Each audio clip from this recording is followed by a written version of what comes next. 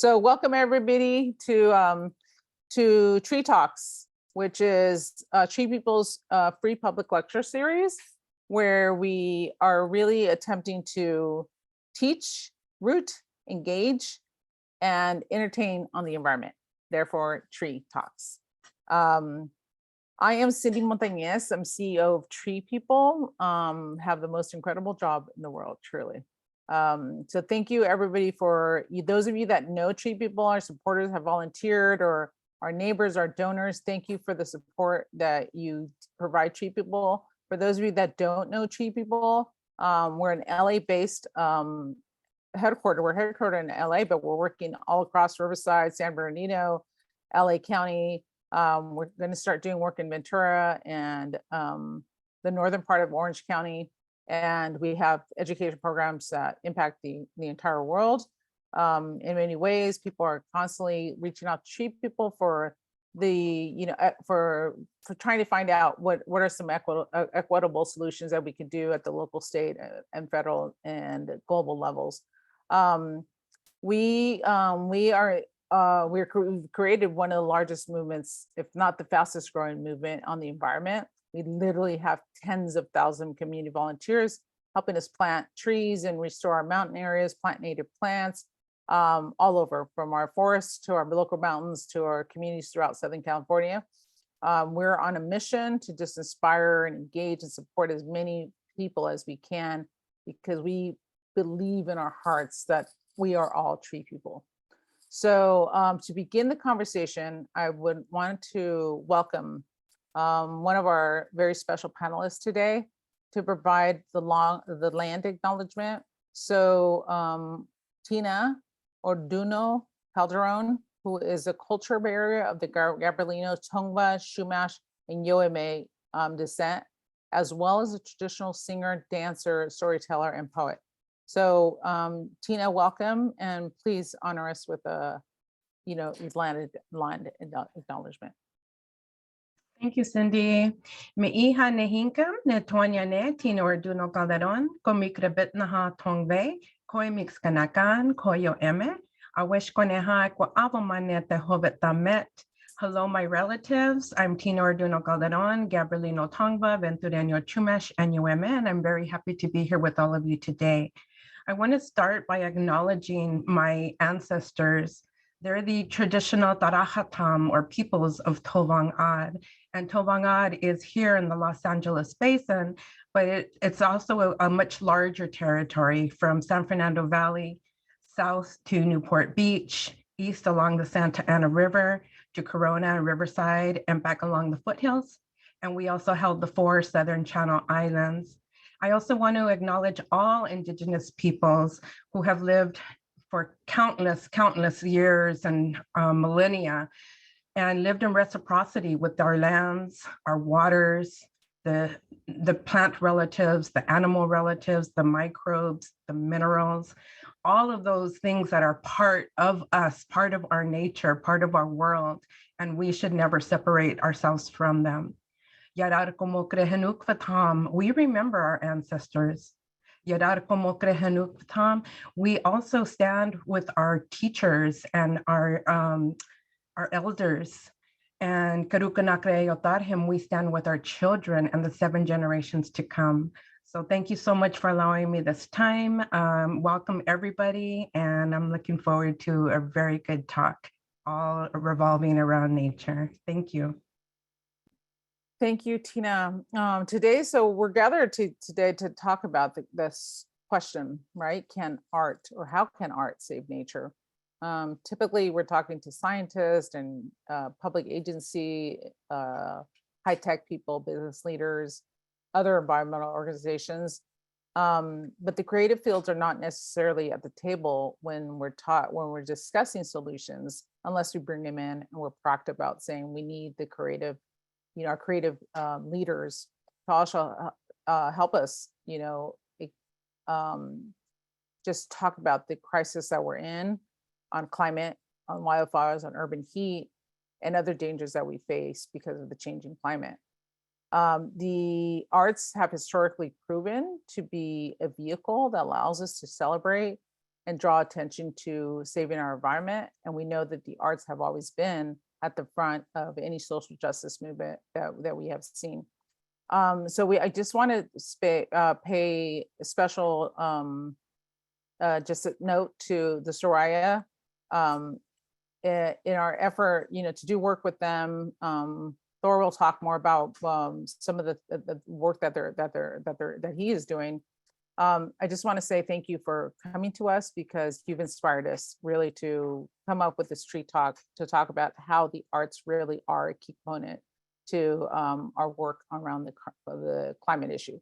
So having said that, I do want to introduce Thor, who is the executive and artistic director of the Eunice and Soraya Nazarian Center for the Performing Arts, located in the San Fernando Valley, Cal State Northridge. And then Tina will come back, and then Sam Shoemaker, who's just an amazing artist and mycologist, who's based here in LA. So thank you to all of you for participating and for using your voice and your platforms to really uplift this conversation. So with that, I'd like to have Thor start off. And the basic question is, explain what you do and how you are using the arts as it relates to our environment and climate change. Thanks, Cindy, and thanks for everything that TreePeople does, and thanks for convening us today. So the Soraya is a 1,700-seat performance venue, as Cindy said, on the campus of Cal State Northridge, and being associated with an educational institution, we think very much it's our responsibility not just to present entertainment or even great art, but to put important educational and other mission-driven aspects into our programming. And CSUN was, for 3 years in a row, rated one of the top 100 campuses in the United States for sustainability practices.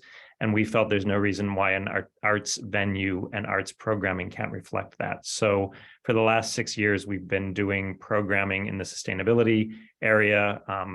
One program around the LA River and its issues, another program bringing in artists from 13 nations along the Nile River in Africa, again, around water issues. And then this year, our marquee project called T.R.E.E, a trilogy about trees, which is 3 new musical compositions dedicated to the 3 tree species that are really the postcards of California: the Joshua tree, the redwood, and the giant sequoia, and all of which are imperiled in ways that they hadn't been in millennia. And so we've created all 3 of these pieces for one evening's music.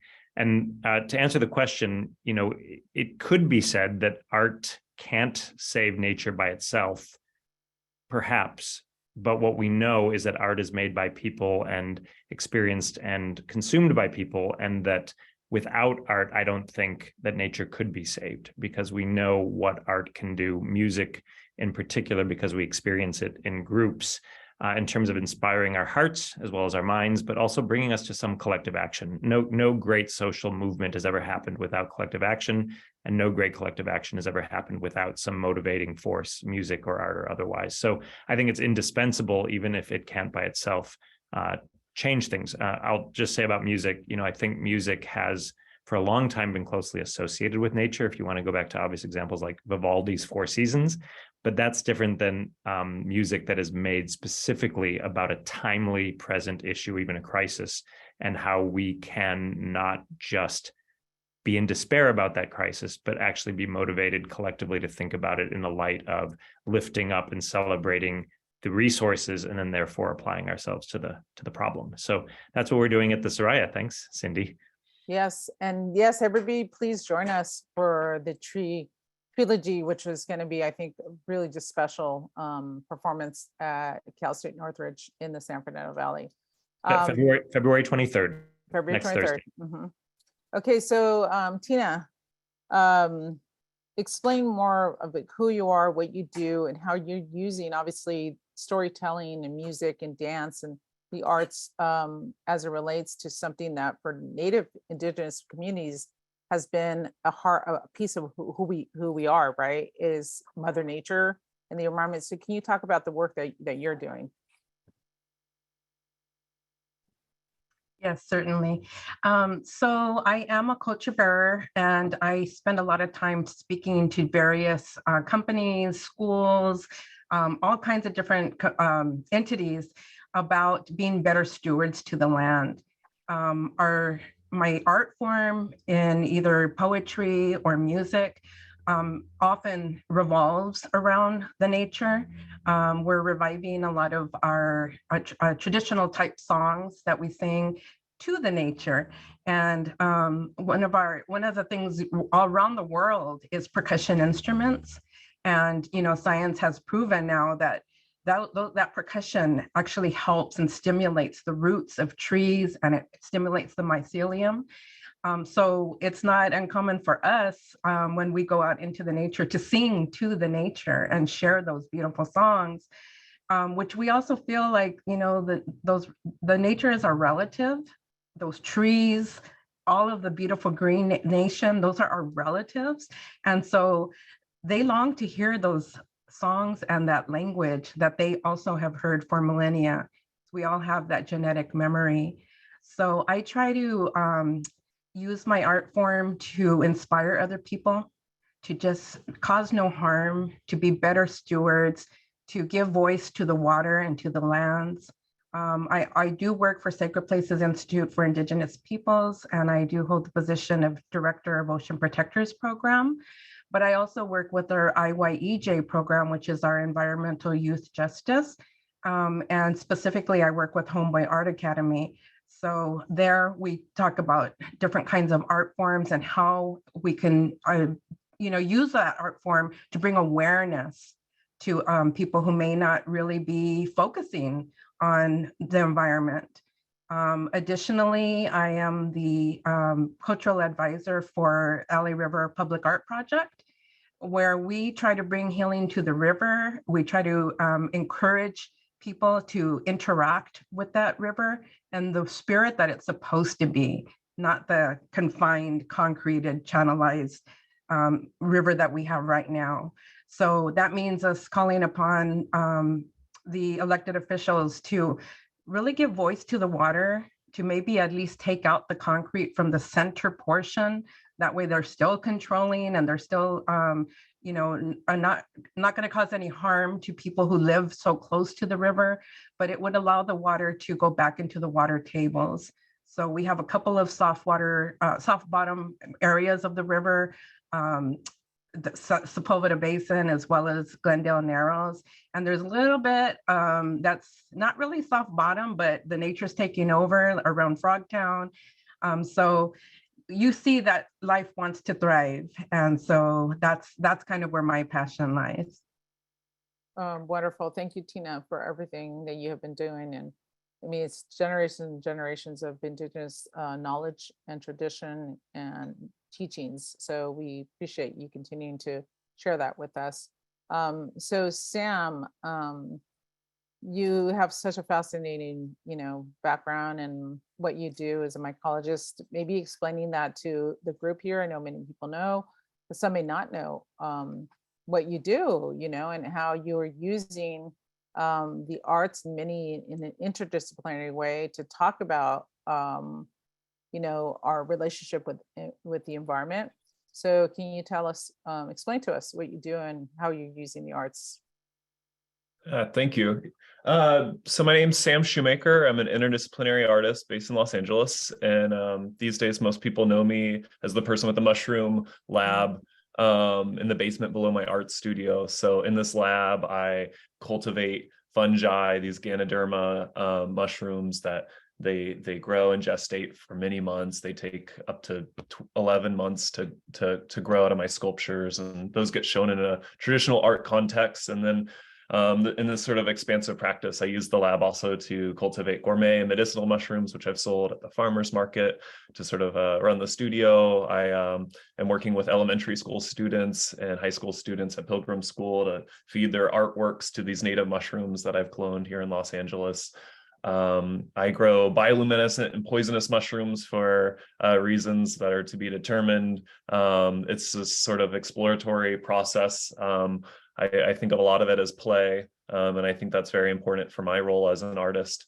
I think in this moment around mycology, there's all of this creative potential that we, especially in the Western world, are starting to realize the the potential and benefit that mushrooms play in our ecosystems and their medicinal potential, and how we can use them to create alternatives to plastic and mycelium-based materials that are biodegradable and can replace our wasteful packaging systems and construction materials. So there's a lot of great ideas on the table, but we've only identified a very small portion of the 4 million or more fungal species on this planet. So there's, at this time, I think we're in a place of creative potential and observation.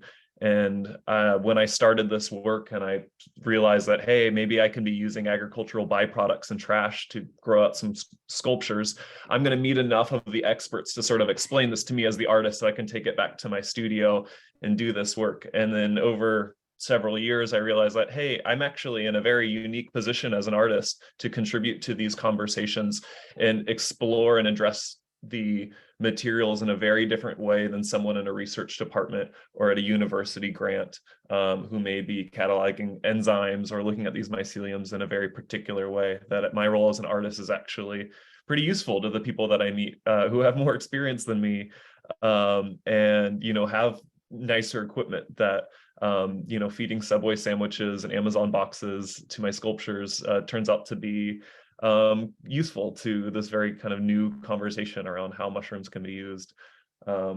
So yeah, and I don't know if art can save the planet, but I think a lot of artists are thinking about the planet.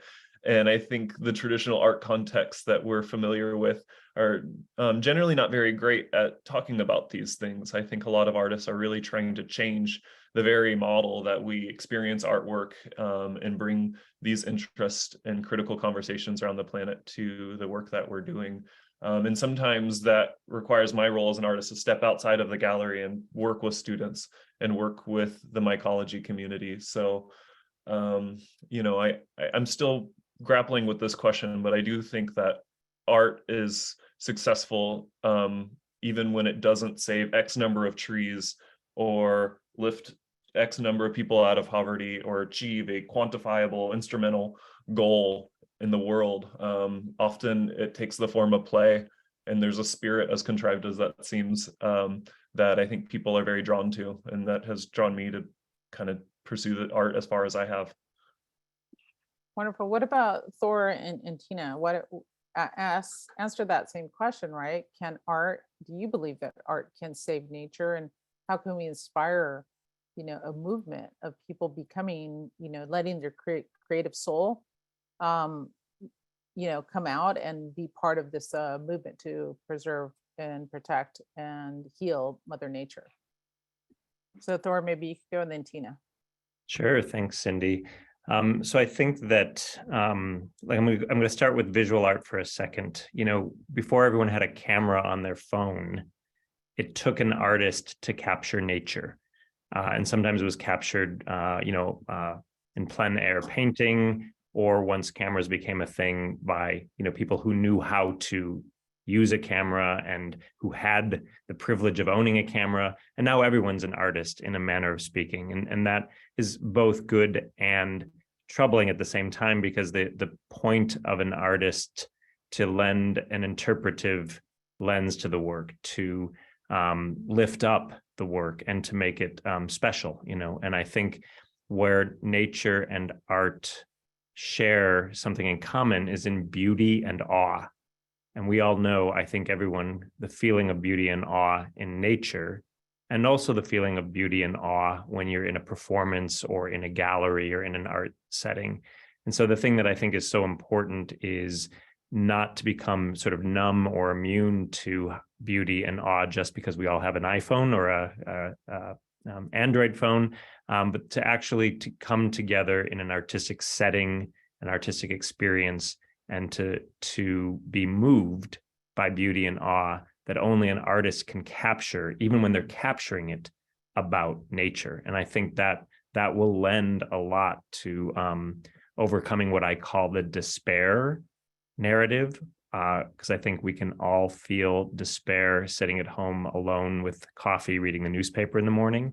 And then also the disaster narrative, that all of these incidents are disasters that we're meant to fear, when in fact, there's so much also to celebrate. So I think my artistic perspective is about, again, making special the beauty and awe of nature, the beauty and awe that art can capture, and then bringing us together to reach out of our feeling of helplessness or despair, or out of the constant disaster narrative. That's what we're going to do next Thursday night with Trilogy, is celebrate these 3 beautiful tree species and hopefully inspire beauty and awe again. Beautiful. Yeah, for me, with teachings from the Tongva people that we are nature, I feel like art can, number one, start to heal our own hearts. There's so many different art forms, and they're all beautiful. And with LA River Public Art Project, we try to use like eco-friendly materials. Recently, Jenna did a camp for youth, and they made sculptures out of things that they pulled out of the river, people's trash that ends up on the river. They made this amazing sculpture. And in that, they were teaching the children how to better respect the river and how to better respect the nature. So I feel like, yes, in a sense, we can heal the nature with art, but definitely we can heal ourselves as part of the nature. And just to bring awareness, if all of us just feel so much more at peace when we're in the nature. And so when we're looking at beautiful paintings that might encapture that beautiful nature, or so many different art forms that express about the nature, I feel like it connects us to nature and it inspires us to do more for the nature. So in a way, little bits by bits, I think it could help. I want to go back to Thor. You were talking about, being in awe, and maybe can you each share a memory, personal memory of when, you were so inspired and in awe by nature that caused you to do something, to do something to heal nature or promote your efforts around the environment. And how did it inspire your art in many ways from what you guys are saying? So share a personal memory that, of a time when nature just awed you. Well, I'm a regular hiker, and so many moments of awe coming around the bend on a trail or reaching a height and then therefore a vista, things that take your breath away. But one of the things that's relevant in this setting is I have twice fled while hiking, had to flee a wooded area when a fire erupted. And one of those was actually in one of the terrible fires in the Sierras, when I was in the southern sequoias, and had just finished a long day of hiking, and a fire erupted and had to literally hike out the rest of our trip overnight to flee the fire. And that on one hand is fear-inducing, but also the awe of, and this was a fire that was naturally caused, the awe of that force of the fire, for example, and how both nature and fire are, seemingly antagonists in that moment, but also naturally over time, this is part of the cycle of things. And as it was the middle of the night and I was leaving the Sierras and watching the fire behind me, that is a moment of awe, literally awe. We say awesome sometimes. That was truly awe. Not necessarily beauty in that particular moment, but as we were creating these 3 pieces about the fires of 2020 that destroyed so much of these habitats, I was continually reminded of that moment of hiking out of a fire in the middle of the night and watching sequoias behind me succumb to fire. Wow. Glad you made it out safe, but yeah, I could just imagine that moment. So Tina, what about you? Share a memory of when nature just awed you. I'd say every time I'm in nature, whether it's the beach, whether it's the mountains, just visiting with those relatives that we don't get to spend, daily time with, it brings me so much peace. And as a singer, that's what I do is when I go out to the ocean, the first thing I do is I go and offer tobacco and offer a song.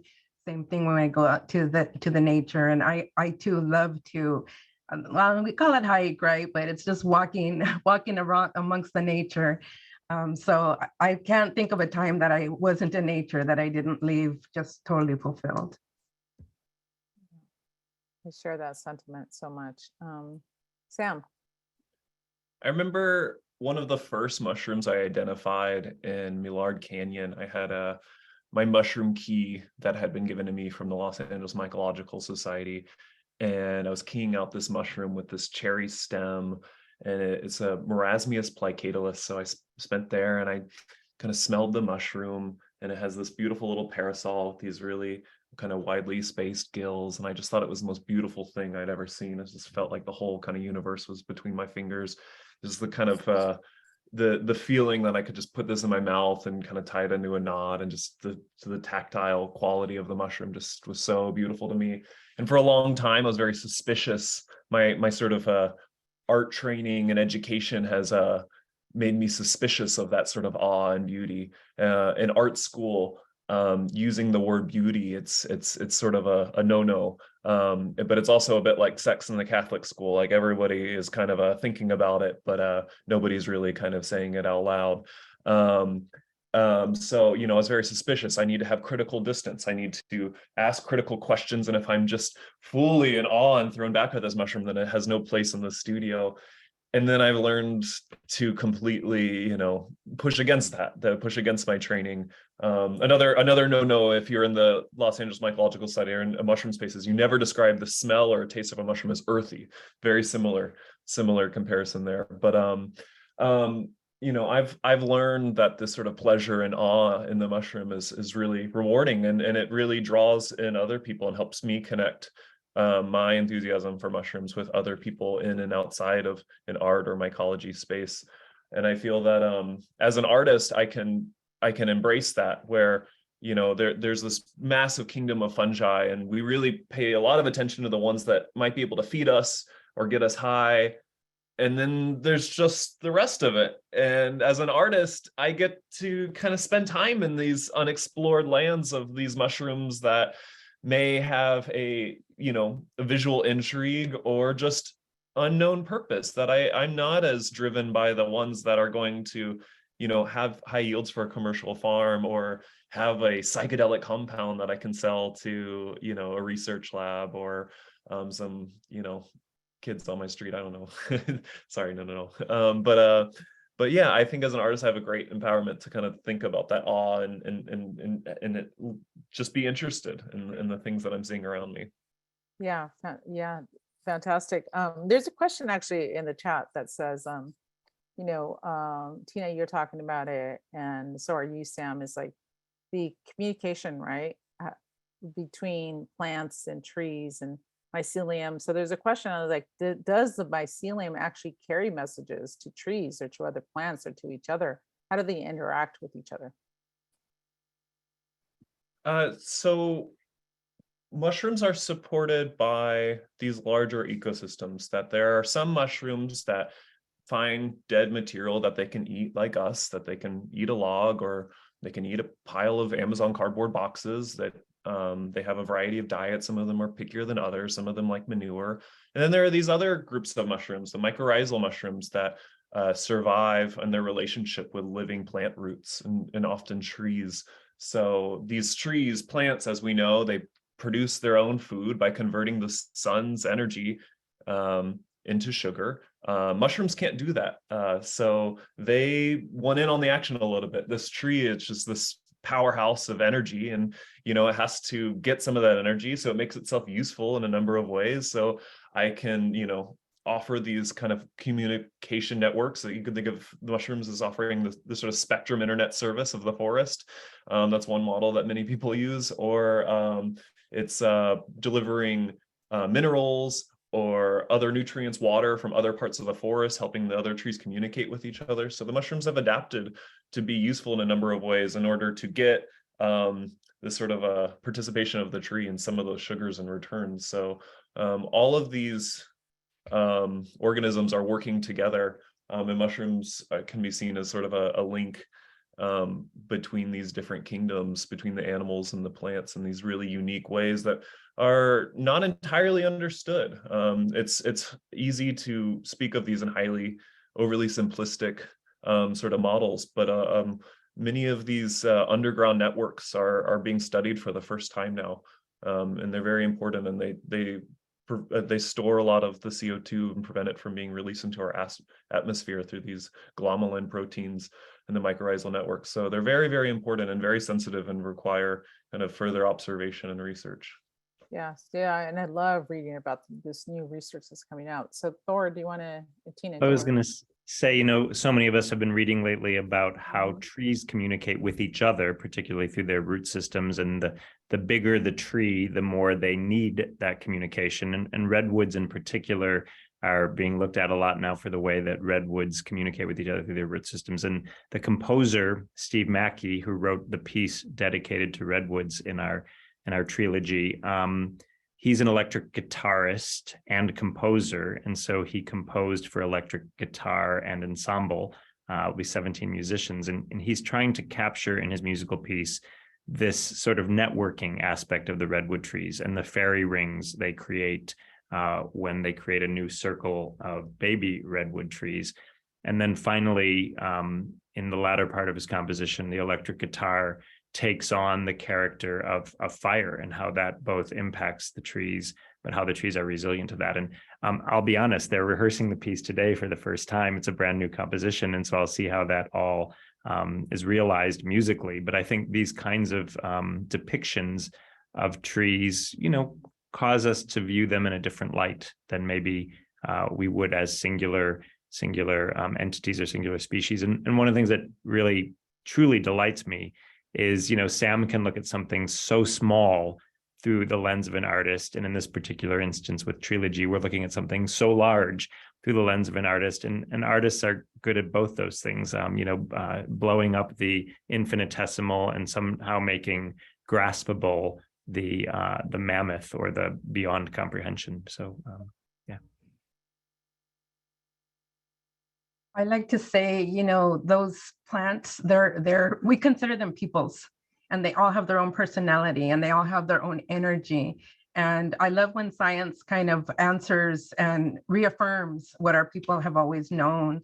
And so I think many people probably realize that there was somebody who was experimenting with plant waves and specifically with various mushrooms. And we were able to hear by them attaching these little, I forget what they're called, little things onto the mushroom, and then they're projecting it through sound. And every single mushroom had a different song, not just sound, but literally a song. And it sounded like an orchestra. And each time they changed the little connection to a different one, you could hear that connection. So that's a way for humans to hear it. But in the nature, I believe those trees and those mushrooms are talking to each other and they're bouncing off of each other. And can you just imagine the amazing orchestra that's going on that humans can't hear? So I do believe that they are sending messages to one another. Yeah, I myself feel like when I put my back to a tree, like I begin to get like energy and like messages are being spent, like are sent to me, right? And I don't know if you have had, I'm sure all of you have had experiences like that, and those they're on the on the Zoom too. Is that we have to really appreciate those moments, and which leads to the next question is like how do we begin making nature just part of our culture and who we are, connecting more. I like Tina, what you're saying about how it's they're people, right? They're family, like we are part of nature. So either we're animals, we're people, we're plants, we're trees, but we're all living species, right? So I'd like to hear from you, like from the three of you, how do we begin making like the stuff that you're doing, the art, this creative space that relates to nature more part of our daily culture, because we're just always on freeways and cars and disconnected from Mother Earth. So what would you recommend that we do?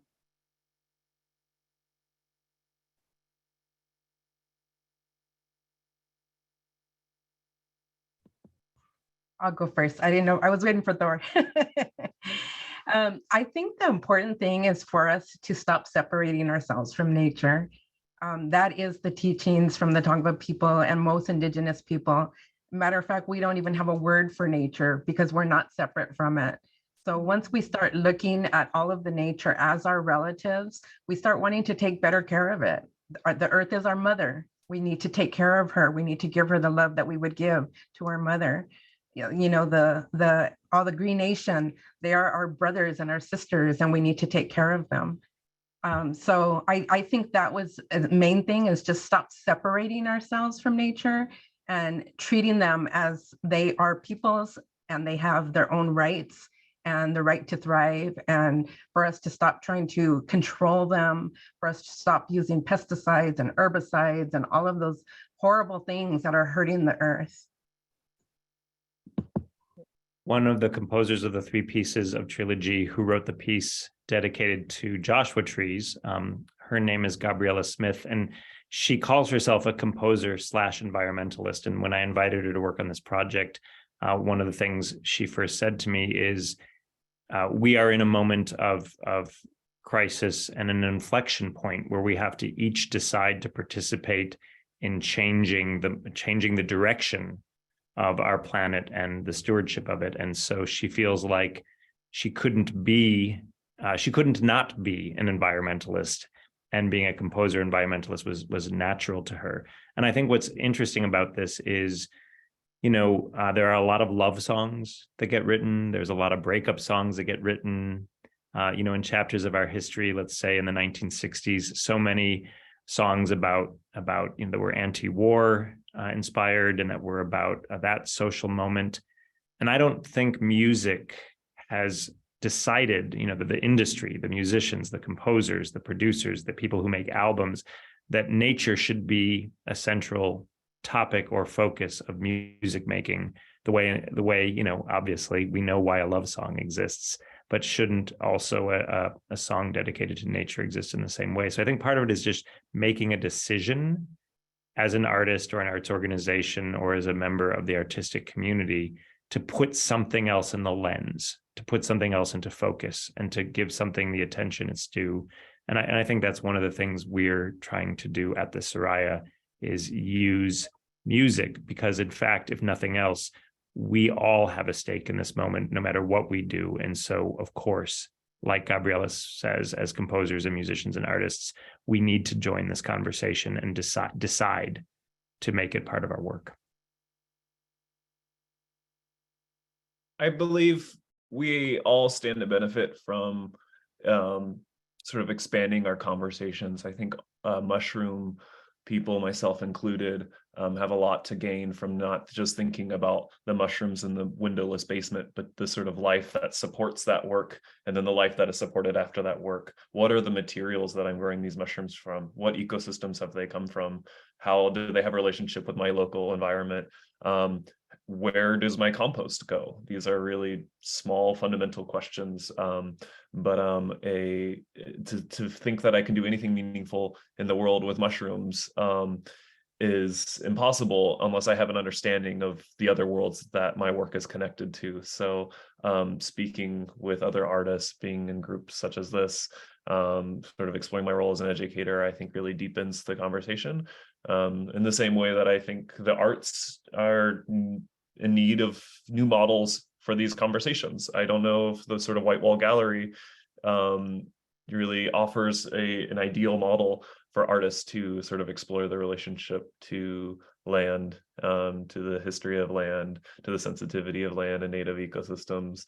You know, as a young artist, I would benefit from making discrete objects in my studio and having multiple shows a year, but there's very little motivation and incentive and support for dealing with this sort of my relationship to native mushrooms, and you can find creative ways to sort of move through that. But I do think that there's a need for organization in the kind of cultural field and support and funding in sort of context and programming for these sort of conversations still.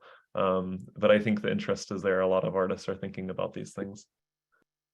Yeah, I appreciate those comments, Sam. And, you know, some people are asking in the chat. We know we have a lot of artists participating today, and maybe you all could speak to ways that you use, how you use your work to inspire others to do something for, to better protect, the environment, and create that, inspire people to become part of this movement of taking care of Mother Earth. And what's your advice maybe to people? What can they do to, there's a question here that shows that what would art and artists or showing, no, what about, I'm sorry, what about art and artists showing a vision of a better, more harmonious world, which, Thor, you were talking about that, and Tina, you too. I think all of you have mentioned, like, more harmonious, more love, more healing. So what's your piece of advice for a lot of the artists that we have here tonight? Over 100 people are participating today. So what's some advice that you have? Such a tricky question, because every art form is so different in the way a jewelry maker or a potter would think of this versus someone who runs a performance venue. But I'll repeat something, then add something new. The repeat is part of it's just a decision of what to bring into focus and what to put in the lens, and what to prioritize in the art making. I think, art is also a commodity sometimes to a certain extent, meaning sometimes people buy our art and support us as artists, and that is important too. But if we let that drive our decisions, we're going to miss the opportunity to make decisions to be art makers who do something responsible and who do something that lifts up and inspires. The second part is, I think communities of artists are fascinating, because I think communities of artists can become leaders. And so my new thought is, too often we cede leadership to policymakers, we cede leadership to funders, we cede leadership to journalists who sometimes are just generating clickbait. And this is a good moment for artists to claim some leadership, and we do that best when we come together. So I think moments like today, and then, I'll use the example, when we started to create Trilogy, which took 3 very busy, internationally renowned composers and an ensemble of 17 musicians. When we started to create it, the power of that community instantly became apparent. And that's just about sending out the invitation to be a community and bring these topics into focus. One of the art forms that we are reviving in the Tongva community is our basketry. And as we, you don't just make a basket, right? You have to go out and you have to harvest, and you have to harvest at the right time, because we don't want to ever cause any harm to those plant relatives. But when we think about that interaction, that's kind of been missing for a long time, since the mission period, when we weren't able to do all these things that we traditionally did. And now as we're reviving, we're actually helping these plant relatives to thrive and to grow. They need that human interaction. That's what diminishes the fuel for fire. So that tending to the nature is really important to a lot of art forms. But in general, I would just say, because there's so many different art forms, I think the majority of us make the art for ourselves. It's not like, oh, I'm going to make this and sell it. That's not how my art works. I make it because it makes me feel good, because I'm able to create something that I think is beautiful. And if others can appreciate it, if others want it, that's beautiful too, because we all have to make a living. But I think my message to all these beautiful artists that are tuning in is just do what makes you feel right. Do what makes you feel good. Continue to make these beautiful art forms. Try to challenge yourself in using eco-friendly materials so that we're not causing any other harm. But basically, you're all awesome, and your art is making people feel good, and it's making you feel good. And that's where the healing starts. I believe, artists have a sort of guilt complexes, and we have, we fear that our work falls into some sort of exceptionalism, and under the sort of, urgency of our current situation, the climate, the environment, politics, it's quite absurd to be an artist in response to all of that. There are very effective ways of creating direct political action, or being, active in your participation with the environment. And art is not really one of the most effective ones to see that quantifiable change. And yet it's this fundamental part of every civilization that we've seen on this planet. It's this absurd fundamental sort of part of how we deal with these things. And maybe that's, in this sort of fraught relationship, what Donna Haraway describes as staying with the trouble, that we, are in the situation and we carry on, and sometimes we'll see the fruits of that labor, and sometimes we just need to do the work. I have a question for all of you. I mean, I have a nephew who's an artist, and every time I hear him, just explain, like, talk to me about the mural he just painted, or the paint that he just finished, it just like, it inspires so much, right? And it makes me want to do more for my culture, like the environment, the things that he paints about, my family.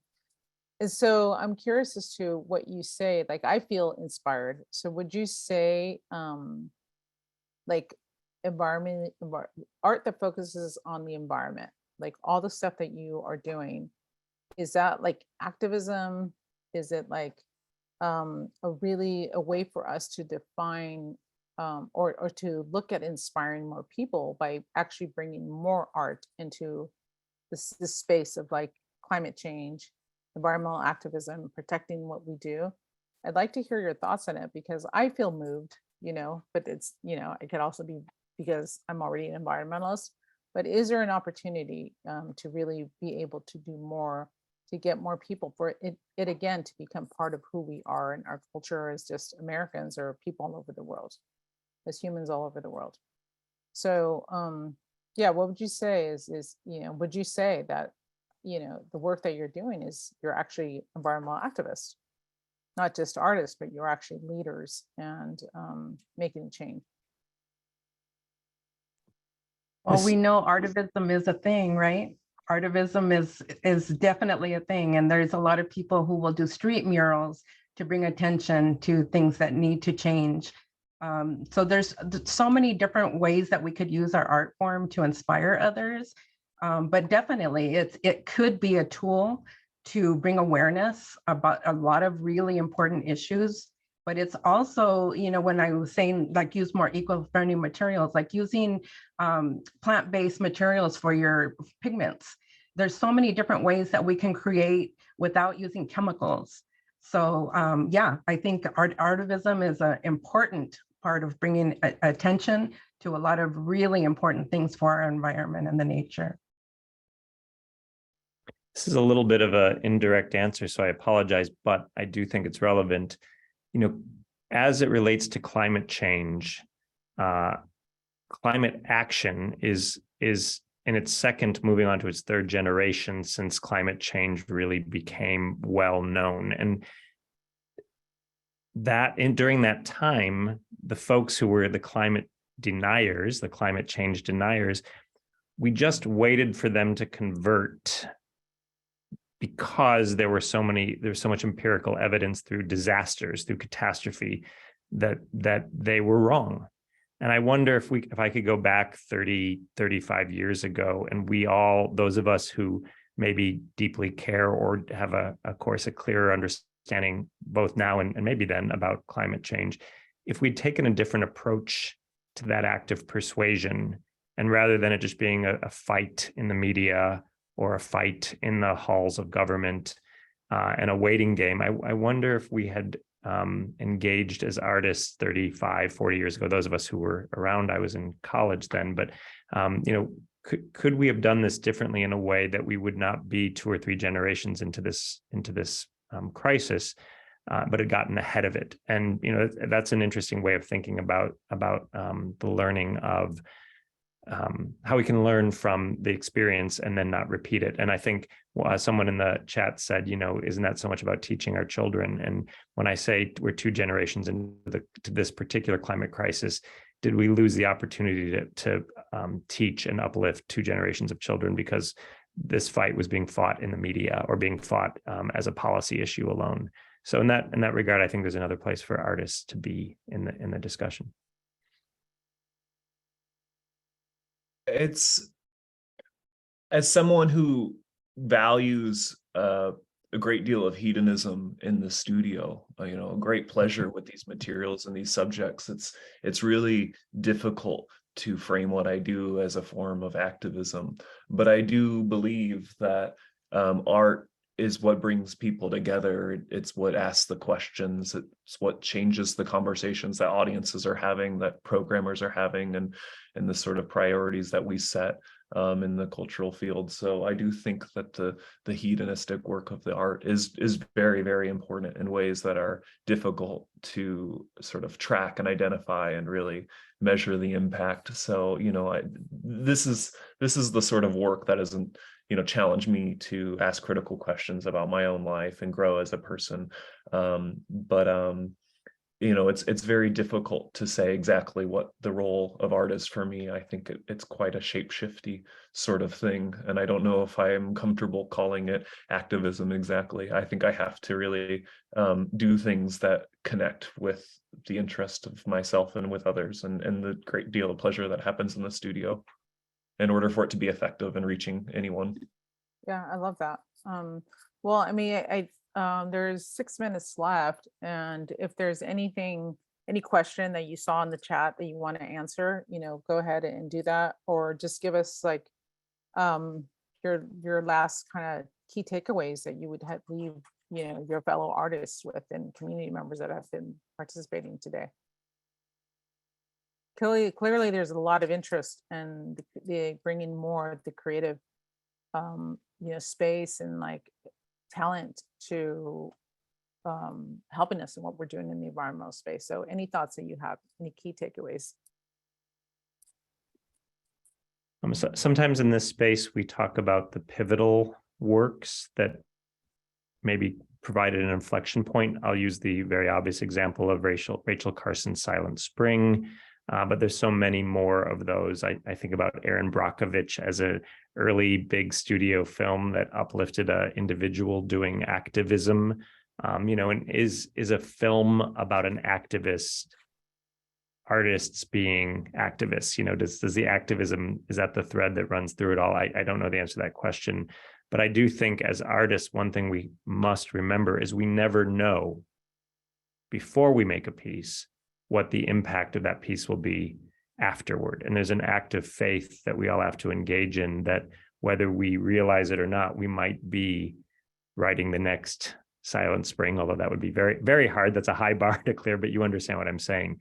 The faith that the work will impact people, change hearts. Even in the case of Tina's example of the basket, if there is one person who appreciates that beauty in a way that causes a real inquiry, that's something we don't know when we're making it. So we have to just keep the faith in making music and making art, that the result of, the outcome of, may be something quite important and spectacular. So yeah.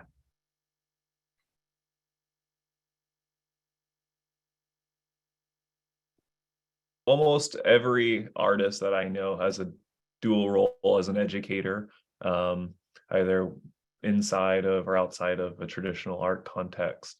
So I do believe that artists are educators and artists are storytellers. And I don't know, I think that's really just having the conversation is so much of the work that we are discussing here, and so much more than the sort of objects that get put in a museum archive or become this sort of freeze frame in the gallery. I think it's so much more about the interpersonal connections with the environment and with people. Yeah, I think whether we're trying to be teachers or not, it's going to happen, right? Because we feed off of the information that we're seeing visually. And as Thor mentioned, I didn't even think of like movies being another art form, authors being another art form. So just think about how many people do we touch in our own little circle. And even if we're not like super well known, if we're not like selling books and stuff like that, just the fact that we have a lot of people that we communicate with day in and day out. So whether it be through our words or through our art form, we can inspire others. And if we can inspire a handful, 20, 30, 100, 600 in our own little circle, imagine how many we're going to inspire throughout the world. Yes, exactly. Well, thank you to the three of you, Tina, Sam, Thor. I mean, I definitely am very inspired by this conversation. Very stimulating, as we explore the ways that we could really connect our environment, people, because as Tina, as you have said many times, like this is like we are all one. So